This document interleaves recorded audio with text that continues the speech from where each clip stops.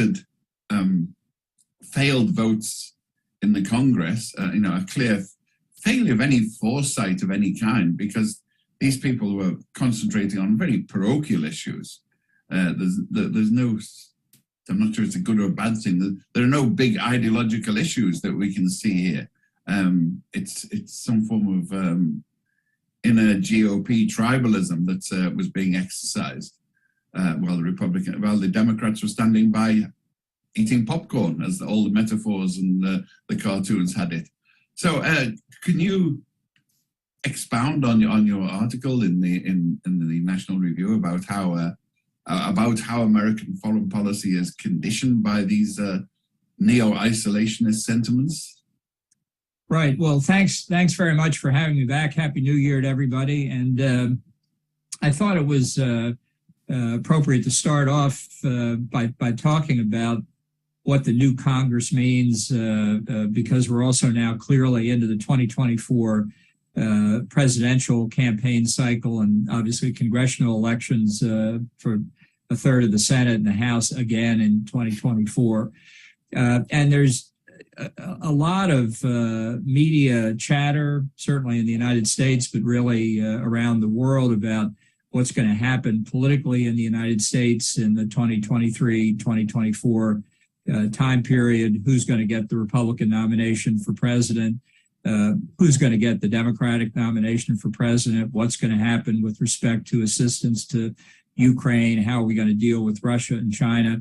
And honestly, there's a lot of nonsense out there about some of the politics, some of the political implications here in this country. And so, as I say, I'd be happy. I don't plan to go on for a huge amount of time here, and I'm happy to answer any questions any of you may have. But I wanted to set the scene, so to speak, and that's really what I tried to do in this National Review article. And I've sent it to Ian. Ian, I don't know if you can get it to your members, but it's on the National Review website. If you're not subscribers, by all means subscribe so you can get through the paywall. I'll warn you in advance, it's long for an article. It's about something over 4,500 words. It's not obviously book length, but it's long enough that it's not a normal op-ed, again, because I thought this required some explanation. And so the issue that prompted me to get into it was the idea that the several mistaken ideas that Donald Trump is still the dominant force within the Republican Party, that he'll be the nominee in 2024, that he has a philosophy, and that there are others in the party who share that philosophy, whatever it is, specifically as it applies to American foreign policy. And what I say in this piece at greater length is, there has long been a fringe isolationist element in the Republican Party. There's also a fringe isolationist element in the Democratic Party, too. They come at it from different sides of the political spectrum, although ironically they often end up in the same place. And this isolationist impulse, you can debate definitions and taxonomies forever. Well, this guy's an isolationist, but this one isn't. I don't really find that a very profitable enterprise. I think the core isolationist impulse, certainly among conservatives, but on the left as well, is the rest of the world doesn't matter. It only matters what happens in the United States, and that's where we should have our focus, and for different reasons, not worry about the rest of the world. The left thinks the United Nations will take care of the rest of the world. The right doesn't really, the isolationists on the right don't really care who takes care of the rest of the world.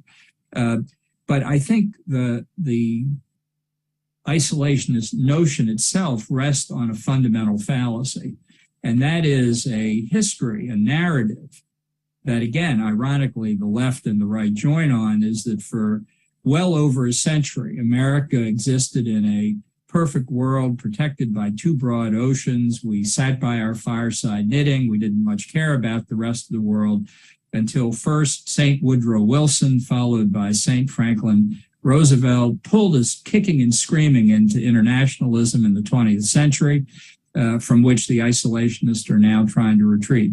This is a fundamentally misconceived view of American history.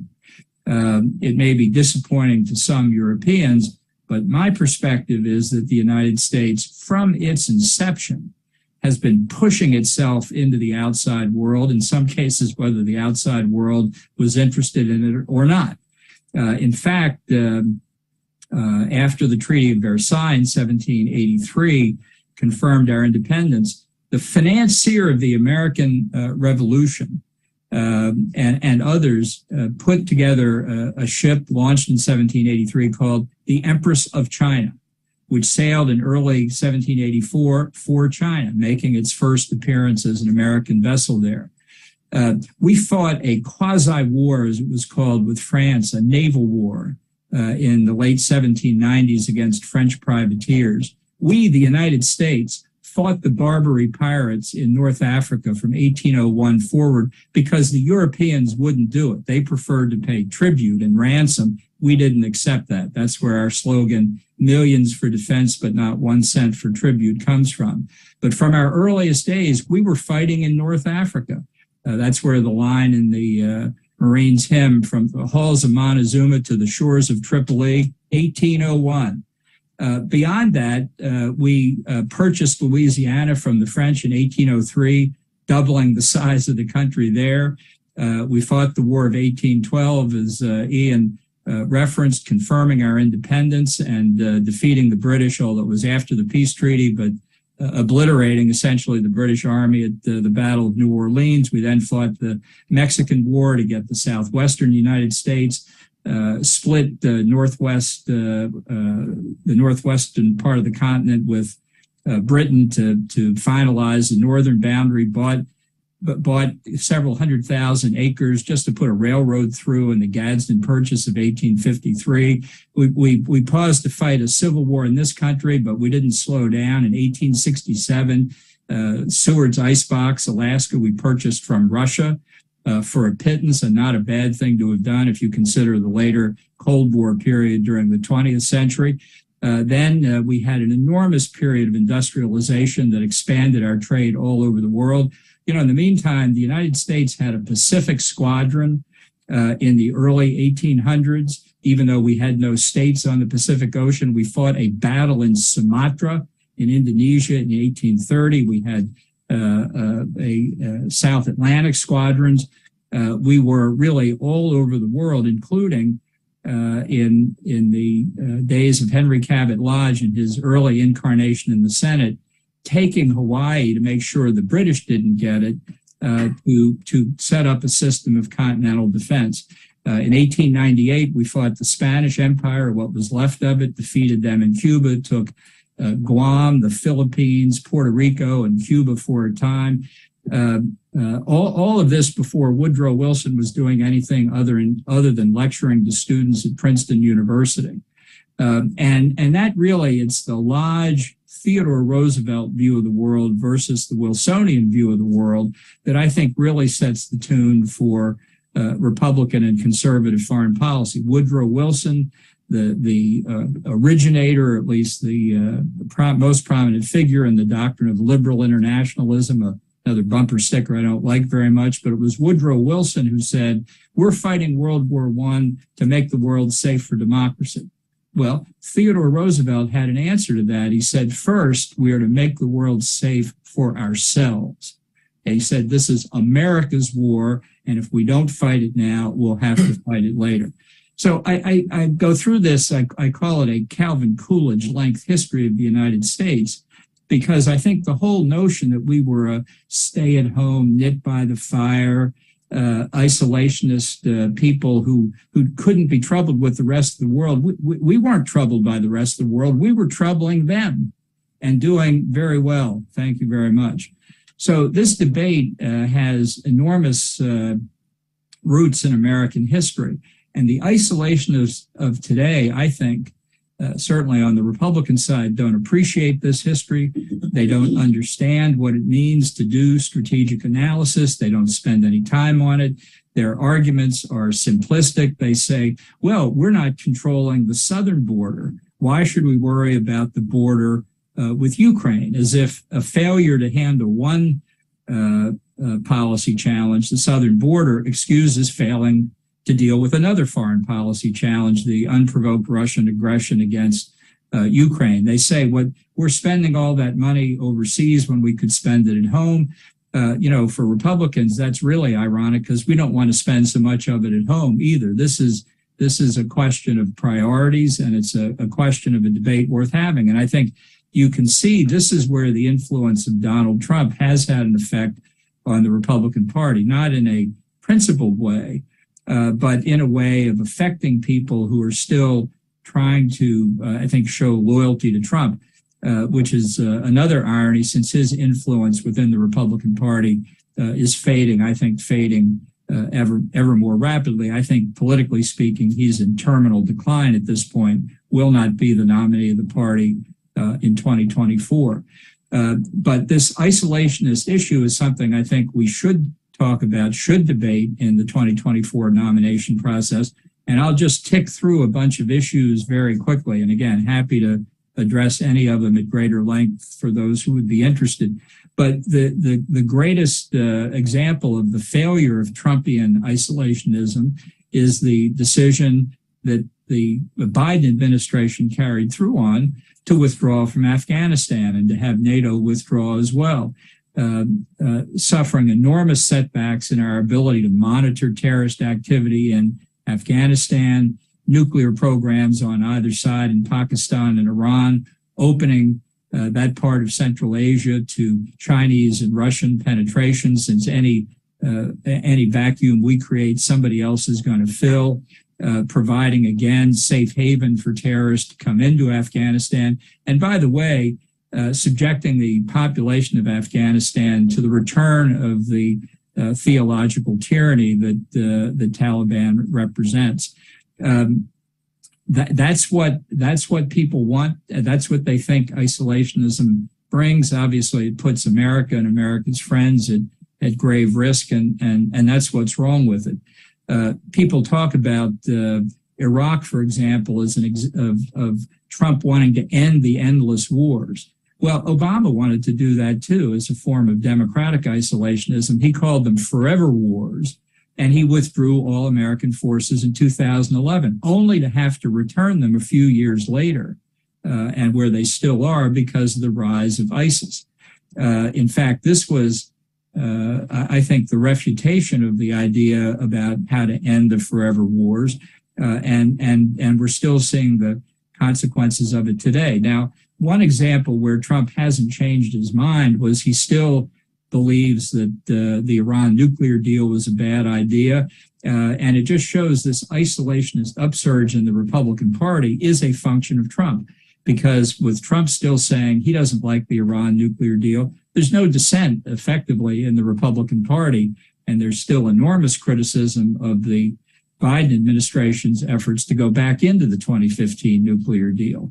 On Ukraine, this is probably the single most visible example of the debate over isolationism. And we just saw it over the weekend in the struggle to elect Kevin McCarthy Speaker of the House, where he has at least committed, he can't force the House, but he can commit to hold a vote on a budget level that the 20 who objected to his selection as Speaker wanted back at the fiscal year 2022 level, which, if you interpret that back on defense spending, means a pretty substantial cut from what was just appropriated authorized by Congress for the coming fiscal year.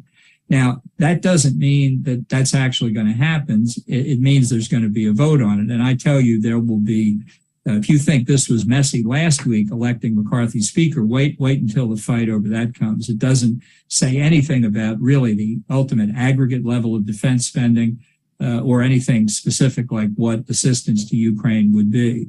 But this is a good example of where the battle is being joined right now. I can tell you, among both Democrats and Republicans in the House, in the Senate, there remains overwhelming support for helping Ukraine. And I think that's reflected in a number of polls. Some say, but we're not going to give Ukraine a blank check. That's right. I don't want to give Ukraine a blank check. Nobody's asked for a blank check as far as I know. But this is where you need serious debate, and it's where the isolationists essentially fail because they don't do the necessary analysis. And then I'll just close on China, which I think is the existential threat of the 21st century. Even many of the isolationists say, well, we don't disagree on China, although they fail to note that Donald Trump had no time whatever for Taiwan.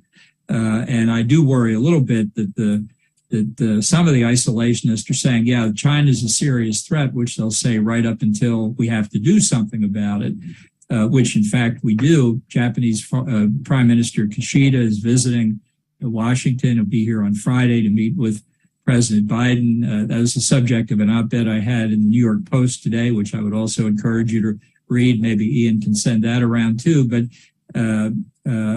there are a number of issues involving what to do with the Asian Quad. We've seen the Japanese not waiting for the United States to exercise a little leadership. A few weeks ago, the Kishida government announced a doubling of Japan's defense budget over the next 5 years. Actually, it'll be more than doubling, but taking it from 1% to 2% of gross domestic product, which of course is coincidentally the NATO target, which will mean more than doubling in actual expenditures, presuming Japan's GDP increases in the next 5 years, which they certainly hope it will.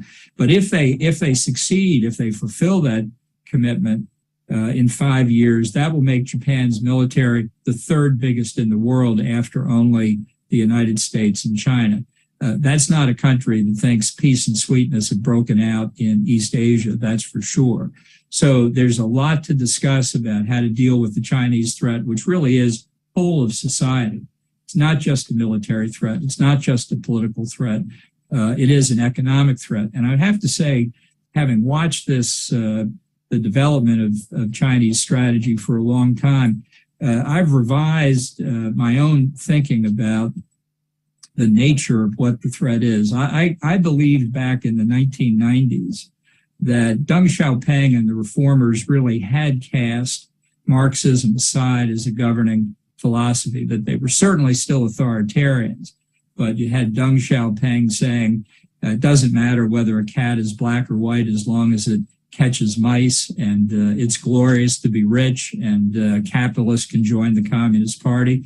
I thought the ideology was simply a kind of formalism, a screen to be able to say we haven't really changed our minds, despite the fact we've abandoned Marxist economic principles for more free market-oriented principles. I think if you look at the past 3 or 4 years, in particular at Xi Jinping and his activities, his effort to elevate himself to be the equivalent of Mao Zedong, to have Xi Jinping thought equivalent to Mao Zedong thought, which is equivalent to Marx and Lenin in the Chinese lexicon. And the way they talk about the ideology, the re-centralization of political and economic power, which they're engaged in now under Xi Jinping, all leads me to conclude, really, they still believe in this ideology. It's evolved over the past 30 years, that's for sure.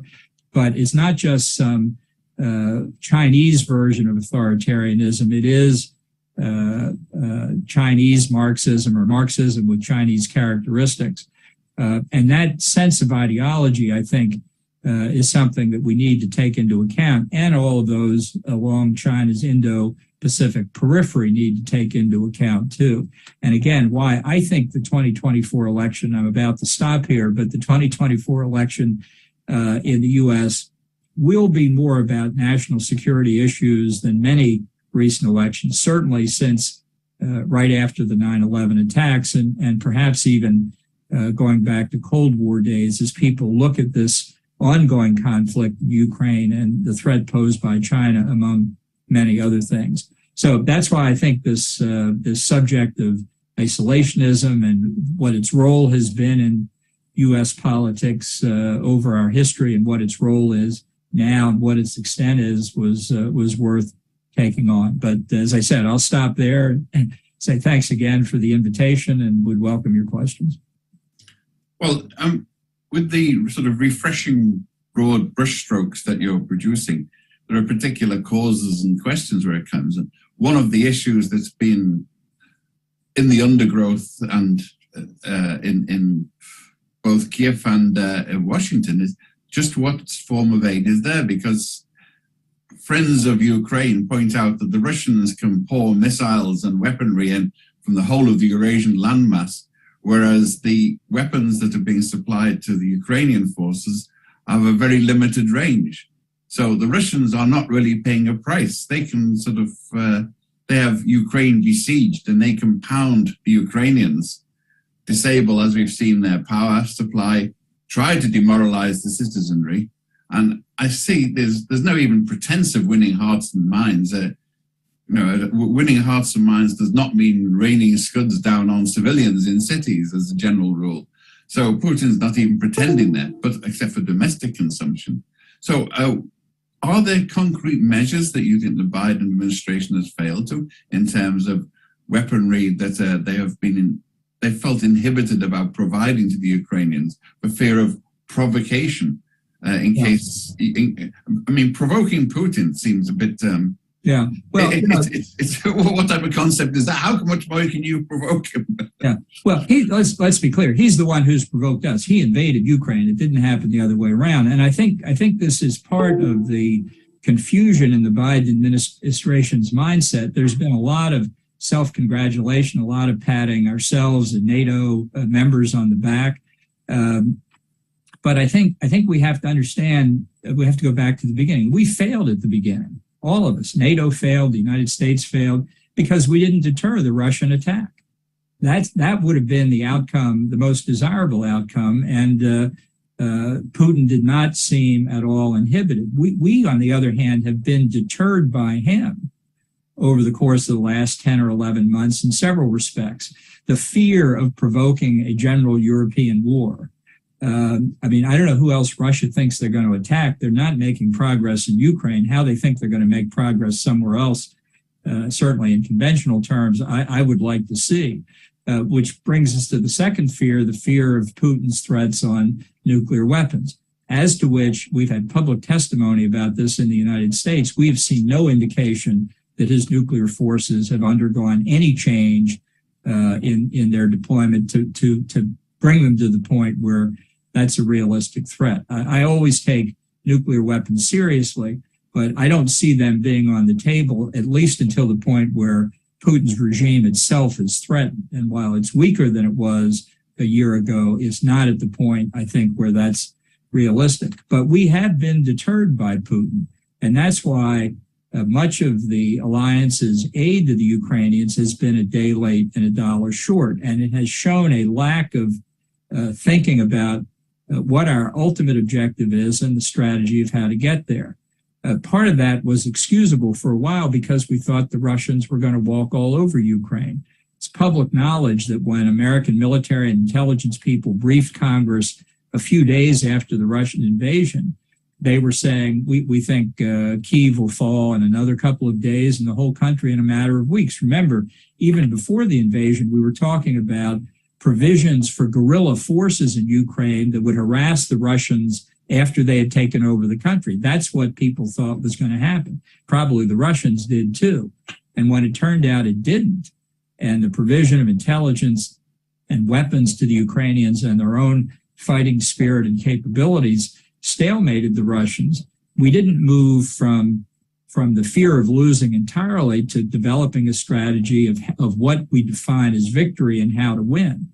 So when we talk about, well, we should give ATACMS, having argued about whether we should give them HIMARS and argued about how many javelins we were going to give them and argued about whether they should get Polish MiG planes. All of these debates are consequential, but they have to be in aid of a strategy to make sense. And there's still no NATO strategy, with all due respect. I will say one unforeseen, at least by me, but potentially enormously significant consequence was the decision by Finland and Sweden to abandon their neutrality and join NATO. I think that's a huge win for the West, a huge loss for Russia. Now we have to do is overcome Turkey's frivolous objections and bringing NATO membership to Sweden and Finland will be a plus that will help us for a long time to come. Well, sort of in the muddy by waters of the conflict, some of us were sweating a bit at the conflict in Kosovo, which almost certainly had Russian fingerprints on it. But somebody pulled, it looks like the regime in Belgrade, the government in Belgrade, decided that they wouldn't play the Russian patsies, despite the pressure from the Serb nationalists in Mitrovica. How serious a threat was that? Because, of course, Sarajevo is in the same region, and we all remember the consequences from 1914, or we should remember the consequences from 1914.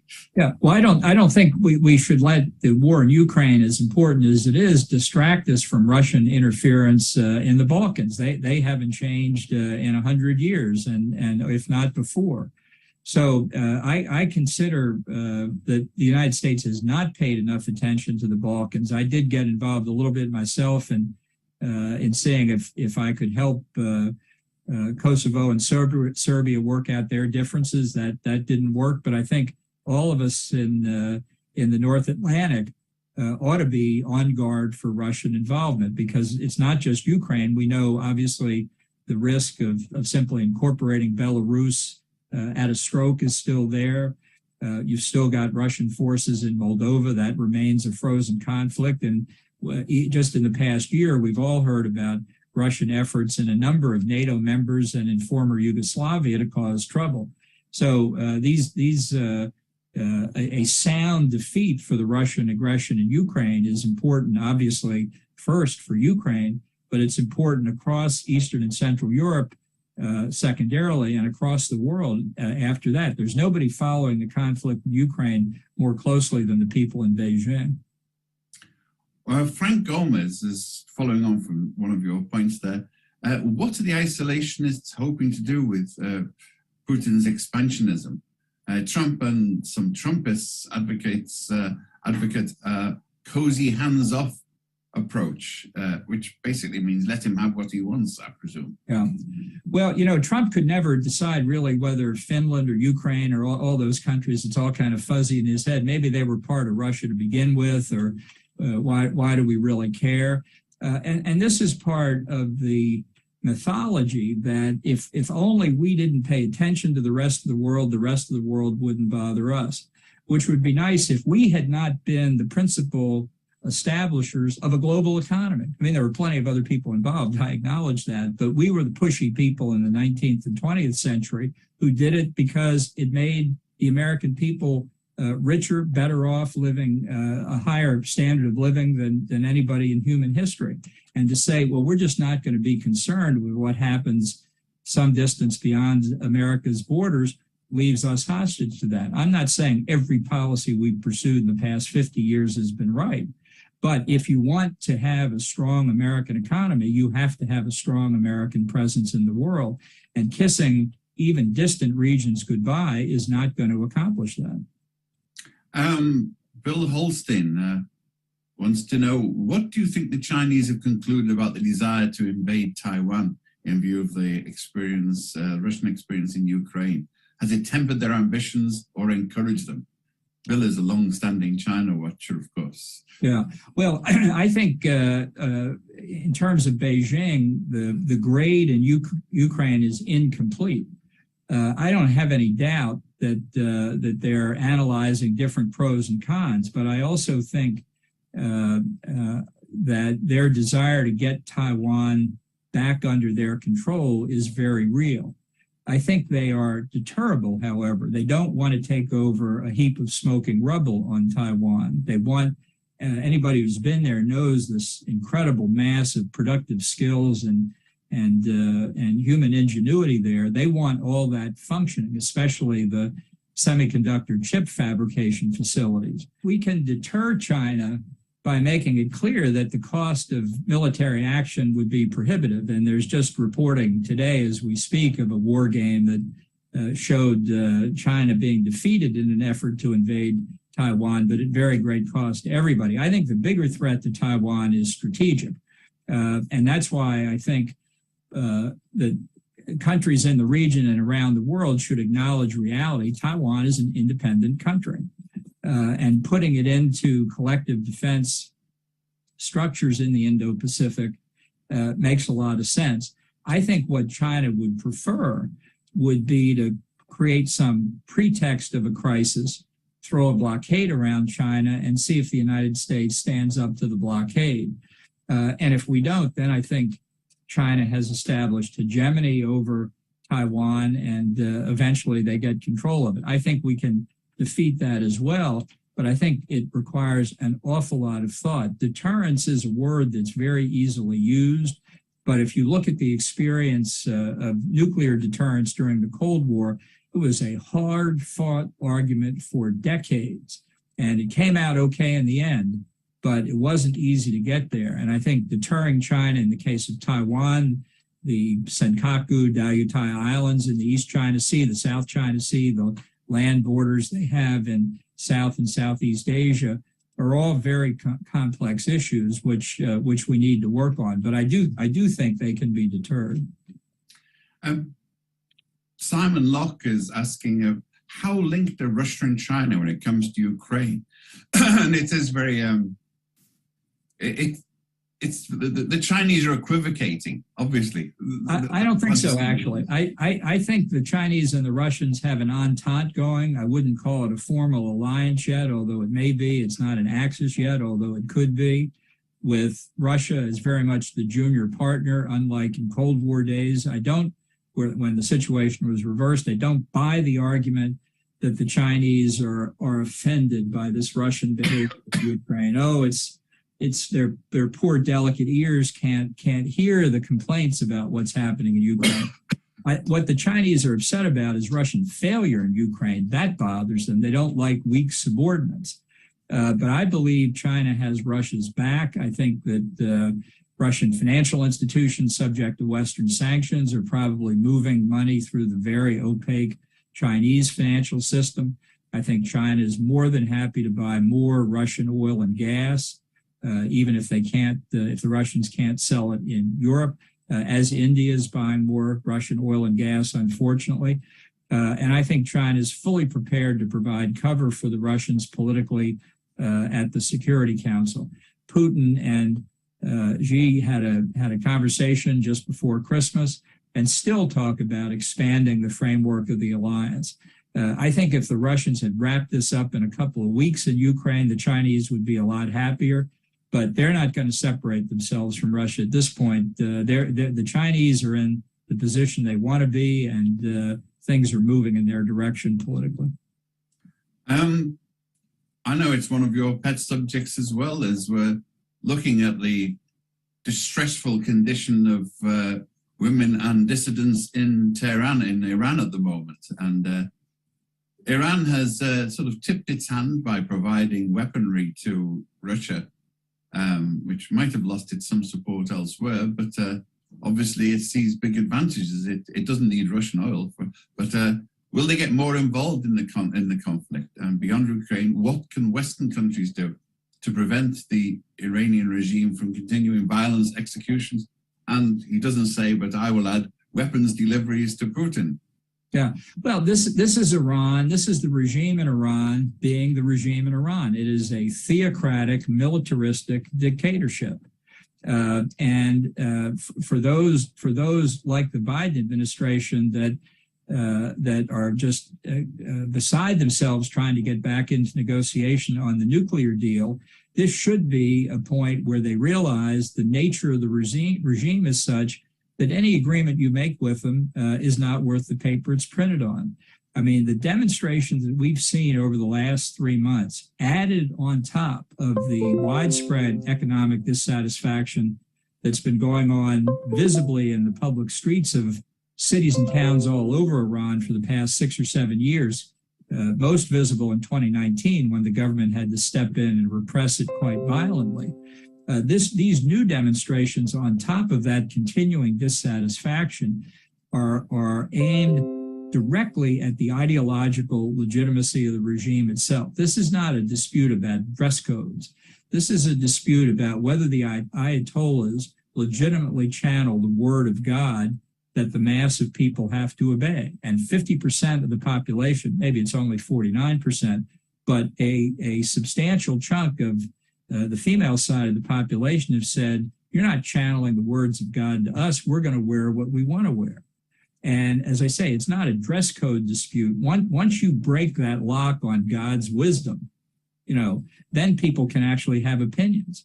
That the justification for no democracy in Iran is, we know the word of God. How can you debate that? And the answer is, once they decide they can debate it, everything's on the table. So how do we end the Russian Iran axis, the Iranian aid to the Russians, all of their collaboration? The answer is clear. Overthrow the regime in Iran. Help the opposition. Find out what they need. Is it communications devices? Is it ways to break through Iranian interference with their access to the internet, their communication with the Iranian diaspora? Do they just need resources? What do they need? How can we be of help? The amazing thing about these demonstrations is there's no central coordination. There's no command and control. They happened across Iran effectively spontaneously. That's the good news. The bad news is they happen spontaneously and there's no central command and control. The regime has a monopoly of force at the moment, and the opposition needs help in overcoming that. Now, there's one thing about these protests that economic dissatisfaction doesn't have. Every general in the Iranian military and every general and every officer in the Revolutionary Guards has a mother. A lot of them, maybe almost all of them, have wives. A lot of them have sisters, and a lot of them have daughters. And you can bet what they hear at home at night from all the female side of their family. That's why this is a direct threat to the regime. I'm not going to predict that the regime will fall in the next 30 days. No, nobody knows. And their propensity to use force, even against women and young people, should not be underestimated. But I think the regime in Tehran is under greater threat today than at any point since 1979. Yeah, certainly the lack of popular legitimacy, which they did have in the past to some extent, is... That's not my view, but that's all right. Well, it's a case of my enemy's enemy. The people who revolted against the Shah ended up with the Ayatollahs, and it's always a problem when you work on my enemy's enemy as a principle, of course. How about Robert Papa's come back on Serbia? Well, you answered that. You saw Russian influence there. And when you were suggesting solutions in the Balkans, did you suggest land swaps there between the Albanian majority areas in Serbia and Mitrovica? Well, I wasn't suggesting it myself. They were talking about it. And it proved politically impossible, first in Kosovo and then later in Serbia. But Tony Blair came to see me about this. He said, look, we have at that time leaders who might be able to work this out. And my reaction is the same as Jim Baker's when he was Secretary of State talking about the Arab-Israeli dispute. He said, we can't want peace more than the parties themselves. There's no solution we're going to impose on them. But if they work it out, we should accept it. Now, a lot of people don't like the idea of land swaps because it could destabilize other parts of the Balkans. The key point to bear in mind is that the land swaps they were talking about between Serbia and Kosovo were mutually agreed upon. As long as it's not imposed by force, mutually agreed land swaps can happen all the time. There was a long-standing dispute between Canada and Denmark over an island off the coast of Greenland, and they eventually worked it out. Amazing, and peace and stability. The point about that island, Ambassador, was it was uninhabited. Well, there are actually people in Mitrovica. There are people, Albanians who used to live there. But they can be taken care of. And if the parties themselves work it out, the Europeans didn't like this idea. I said we would support it, and I still think that's right. I was very pleased with the Danish Canadian Dayton. It really was two bald men arguing over an ice cube. So it didn't make much sense at all from the side of it. But two sensible parties can do it. But the parties involved aren't always sensible, as we've seen. And we were talking about the others. Getting back to China, they're revving up here. I love telling Chinese to refer to Edgar Allan Snow's interview with Mao Zedong in Red Star Over China, in which he says that Taiwan, Formosa, as he called it, should be allowed an act of self-determination after World War II to see what they wanted to do. And somehow has been missed from the canon of Mao Zedong's works. Yeah, even Mao makes mistakes. How about that? Mao nods, along with Homer. They're both sitting there nodding, no doubt. So getting back into the US, I mean, you're one of the few people involved in American politics who gets involved in foreign policy. As very often in American politics, foreign policy is something you use as a hammer for domestic politics. You run a flag up a poll because you know it's going to get support. You're going to get the Polish vote or the Ukrainian vote or the pro-Israeli vote, whichever, because you hold. It's not very often that, as you pointed out, we have strategic thinkers who think, well, this is what we should do both for our interests and for others. Is there any sign of that changing with the inadequacies of that approach to Ukraine becoming manifest and possibly in Taiwan as well? Well, you know, it wasn't too far in the recent past. Certainly during the Cold War, foreign policy was the dominant subject. But I think when the Soviet Union collapsed, you'll remember in the early 1990s, people were talking about the end of history and the peace dividend, that we didn't need these large defense expenditures anymore.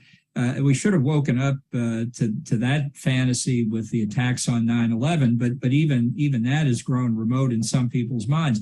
I just think 2024 looks like it will have more national security issues because of the unavoidable threat of China. People see it now. They understand it better. They're beginning to appreciate the extent of it. And I think it'll be interesting to see the coverage of the Kishida-Biden meeting on Friday.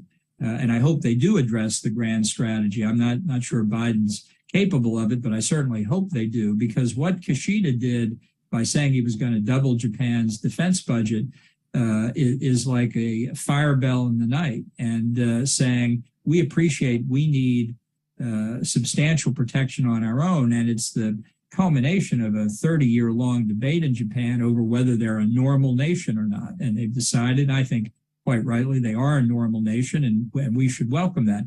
Contrast that with Germany, where at the beginning of the war in Ukraine, Chancellor Scholz said we were having a sea change here in German policy, and that they would hit the 2% NATO target this year, 2023. They would spend 100 billion euros on defense material, including 30 billion for F-35s.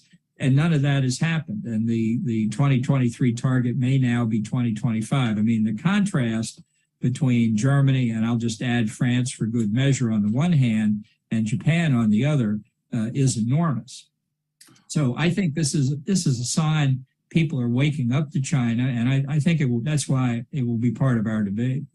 Picking up on the German conundrum, Scholz made a nominal road to Damascus conversion, but he stayed on the back of his camel, headed straight ahead. I mean, he's been very diffident about vigorous support for Ukraine, and both he and Macron have this what in historical terms is fetishistic belief in diplomacy as an end in itself, rather than reflection of material strengths on the ground.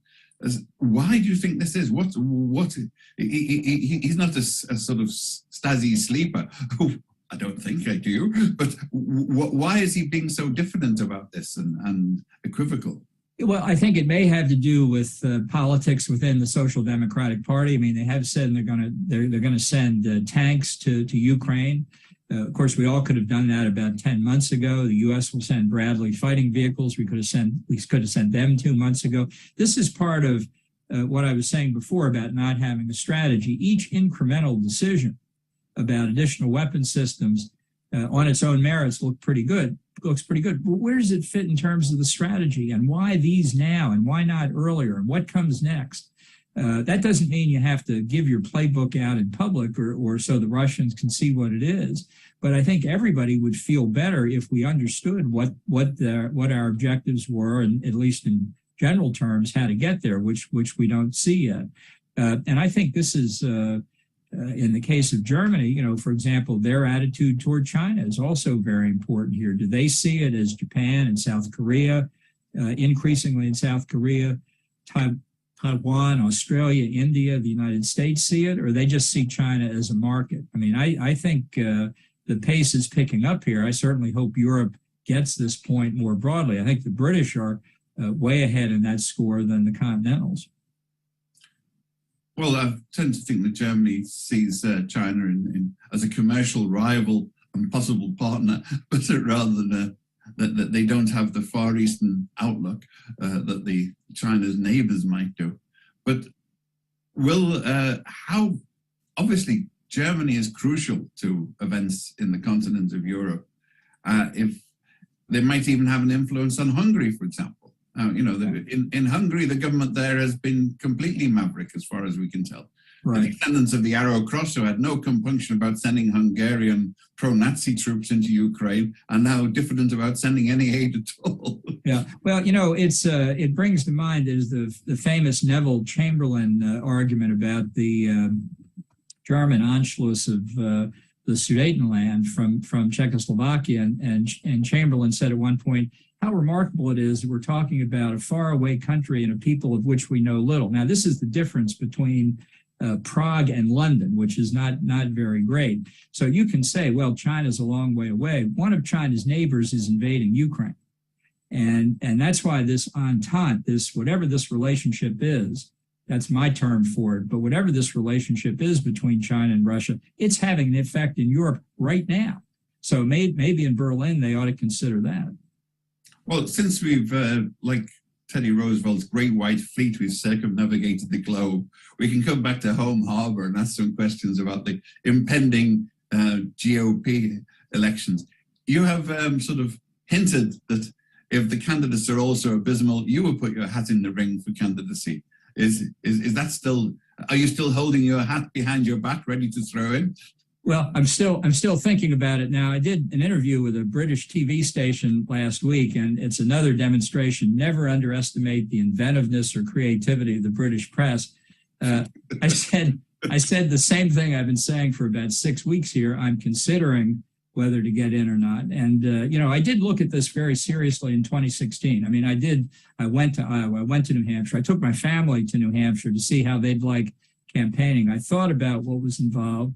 And I decided not to run in 2016. So I start knowing how complex and arduous a decision like that is, and I'm not going to take it lightly. But what got me thinking about it this year was when Trump said some weeks back now that he thought the Constitution ought to be terminated so that he could be declared the winner of the 2020 election. Now, you know, I filled out many security forms in my day and gone through many security clearance procedures. And one of the questions that, at least historically, they asked was, have you ever advocated the overthrow of the government of the United States? And I always happily answered no. But when you say, I want to terminate the Constitution, as Trump did, you are advocating the overthrow of the government of the United States. That was bad enough, but I was disturbed that the reaction of people who were generally considered to be potential candidates for the nomination did not give as strong a reaction to that as they thought they should. It's not enough to say, hey, look, I support the Constitution. It has to be that we affirmatively oppose anybody being a significant figure in the Republican Party who doesn't fully support the Constitution. That's what the president's oath says. It's written in the Constitution itself. The only oath that's written into the Constitution, the president has to commit to preserve, protect, and defend the Constitution, which manifestly Trump is not doing. That is a reason to run for president if I decide to do it. Well, maybe Trump can join Bolsonaro in Orlando and they can discuss post-presidential strategies in future. Yeah, this is not a good look in Brazil, I must say. And I think it's another reinforcement to Americans. This is what Trump caused on January the 6th. We don't need it again. Mm-hmm. Well, I think we're drawing to our close now. Everybody, thank you very much. This is the Foreign Press Association in New York with Ambassador John Bolton and his New Year resolutions on foreign policy. But thank you once again, Ambassador Bolton. It's been, as usual, an invigorating, forthright and informed discussion. We're glad to be with you. Happy New Year. Happy New Year. Thank you very much.